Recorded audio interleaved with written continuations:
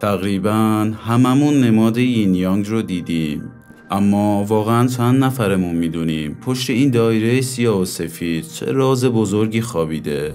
این نماد فقط یه طرح ساده برای دکور یا یه تتوی قشنگ روی بدن نیست. یه زبان قدیمیه، زبانی برای توضیح دادن چیزی که هممون تو زندگی حسش کردیم.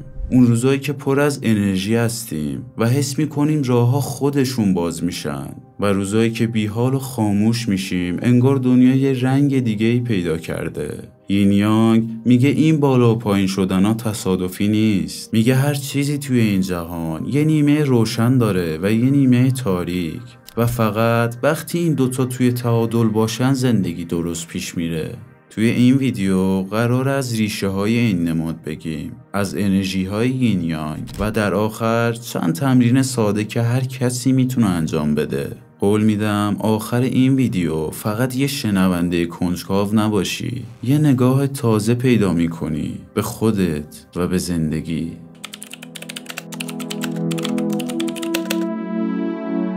اگه برگردیم به 1000 سال قبل میبینیم مردم چین دنبال یه راه بودن تا دنیا رو توضیح بدن، نه با عدد نه با فرمول، با یه نگاه ساده به زندگی.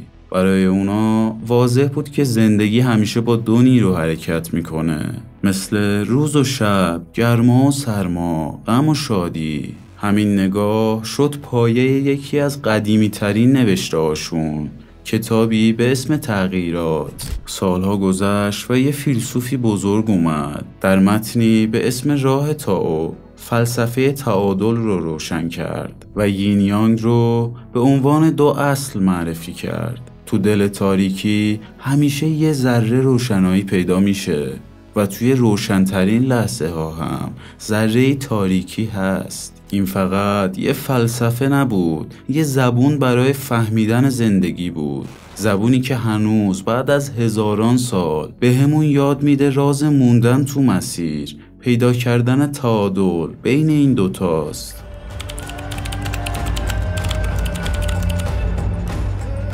حالا میرسیم به بخش اصلی، انرژی های یین یانگ. یانگ یعنی نیروی فعال، پرحرارت و در حال حرکت، مثل روز و خورشید که همه چی رو روشن میکنه. زمانی که یانگ بیشتر فعال باشه آدم انگیزه و جسارت بیشتری داره، دنبال عمله، دنبال پیشرفت. اما این حالت زیاد دوام نمیاره، آخرش بیقراری میاد سراغ آدم و خوابش کوتاه و پر از بیداریای نصف شب میشه. ولی یه نیروی آرامشه، خنک و درونیه، ساکت و نرم، مثل شب که همه چی رو خاموش میکنه، مثل ماه که بی صدا میتابه و فقط روشنایی ملایمی داره. زمانی که بیشتر یین فعال باشه آدم آرومتره و تمرکزش بیشتر میشه، اما اگه زیادی پر رنگ بشه کم کم به بیحالی تبدیل میشه، مثل روزایی که زیادی استراحت میکنی و حتی حوصله بیرون رفتن هم نداری. ولی ما به هر دوشون نیاز داریم. تعادل وقتی معنا پیدا میکنه که این دو نیرو کنار هم باشن، یه وقت برای حرکت و تلاش و یه وقت برای سکوت و آرامش.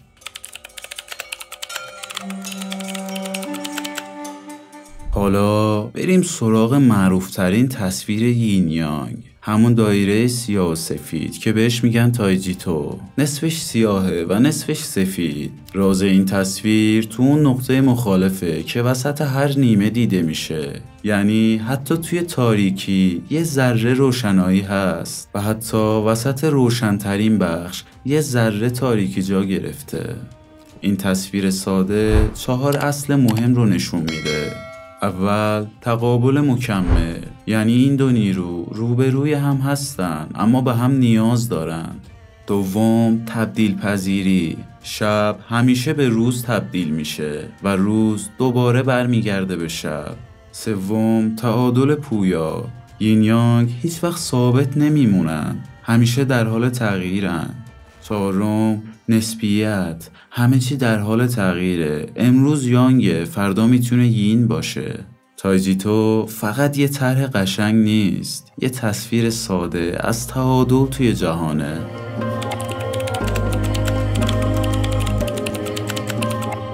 اگه خوب نگاه کنیم یین یانگ توی زندگی روزمره پیداست، توی طبیعت، بین روز و شب یا بین زمستون و تابستون و حتی توی بدنمون.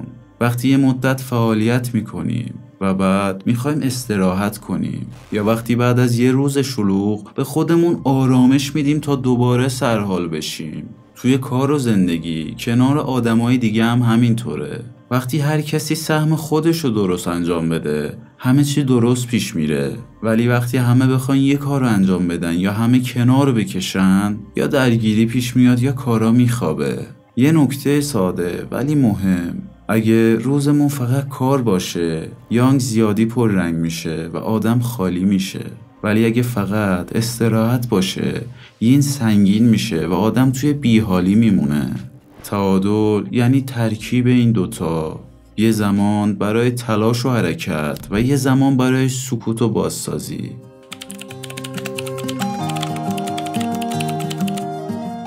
یین یانگ فقط توی کتابای قدیمی نموندن، هنوزم توی خیلی از بخشای فرهنگ شرق زندن. مثلا توی طب سنتی چین میگن وقتی این دو نیرو توی تعادل نباشن بدن دچار مشکل میشه. البته یه نکته مهم، این روشا هیچ وقت جای پزشک مدرن رو نمیگیره. تصمیم‌های درمانی باید همیشه با متخصص باشه. توی فنگ شویی هم همین روش دنبال میشه. میگن برای اینکه یه خونه یا محل کار حال و هوای بهتری داشته باشه باید نور، رنگ و ترتیب وسایل طوری باشه که انرژی فضا هماهنگ بمونه.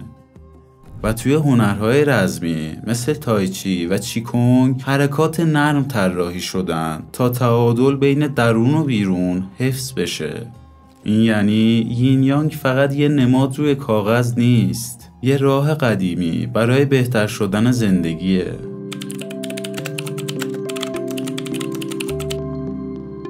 تا اینجا بیشتر درباره یین یانگ حرف زدیم، اما مهمتر از دونستن اینه که بتونیم توی زندگی روزمره هم به کارش ببریم. برای همین چند تا تمرین ساده است که هر کسی میتونه انجام بده. اول تمرین 4-4-8، 4 ثانیه دم بگیر، 4 ثانیه نگه دار و 8 ثانیه بازدم کن. 5 تا 10 بار همین چرخه رو تکرار کن. این تمرین هم آرامش میاره، هم یین رو تقویت میکنه، هم فشار یانگ اضافه رو خالی میکنه. دوم مدیتیشن ایستاده. صاف بیست، زانواتو کمی خم کن، حواست به مرکز بدن باشه. 3 تا 5 دقیقه همین حالت بمون. این تمرین حس ایستادگی و حضور میده و تعادل رو بیشتر میکنه. سوم چرخه روز و شب. صبح 5 تا 10 دقیقه حرکت سبک مثل پیاده روی یا کشش انجام بده. شبا قبل خواب 10 دقیقه صفحه ها رو خاموش کن، بذار ذهنت آروم بشه. این یعنی یین سالم. 4 تغذیه متعادل. اگه روزت پر استرس و سنگین بود یه شام سبک بخور تا یین قوی تر بشه. اما اگه بیحال بودی و انرژی نداشتی یه صبحونه کامل همراه با حرکات ملایم یانگ رو برمیگردونه. این تمرین‌ها خیلی سادن ولی وقتی مدام تکرار بشن کم کم هم ذهن رو متعادل میکنن هم بدن و سبک و سرحال‌تر.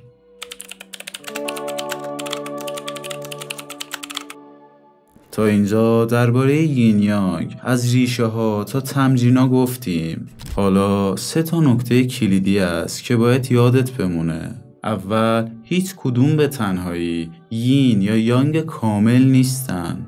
دوم، مشکل از خود این نیروها نیست، مشکل وقتی پیش میاد که تعادلشون به هم میریزه.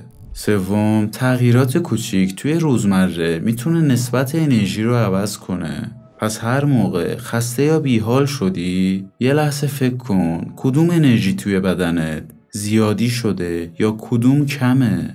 بعد همونجا یه تغییر کوچیک بده. همین تغییرهای ساده کم کم زندگی رو متعادل میکنن. اگه دوست دارین بریم سراغ یکی از این 3 تا موضوع، یعنی یین یانگ توی طب سنتی، یین یانگ توی فنگ شویی یا تمرین‌های علمی بیشتر برای تعادل انرژی، توی کامنت ها بنویسین کدومو بیشتر میخواین. با لایک ویدیو هم به ما نشون بدین که این مسیر رو ادامه بدین. انتخاب شما تعیین میکنه قسمت بعدی درباره چی باشه. ممنون که تا اینجای ویدیو با ما همراه بودین.